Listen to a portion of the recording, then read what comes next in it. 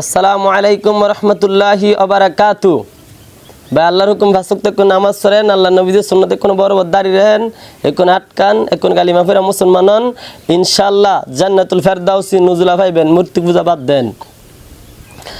তো ভাই দুনিয়ার মানুষ অনেকে ভাবে আমরা আলেমেরা কি বক্তব্য দিব, আমরা আলেমেরা কি দুনিয়ার মানুষকে খুশি করব না আল্লাহ রসুলকে দাড়ি নামাজের কালেমাকে খুশি করব। তো স্পষ্ট বক্তব্য, স্পষ্ট কথা হলো, যদি পৃথিবীর সবাই নারাজ হয় কোন মেয়ের থেকে কোন পুরুষ থেকে আমার বক্তব্য ভাল লাগে আর না লাগে সেটা দেখবার টাইম নাই।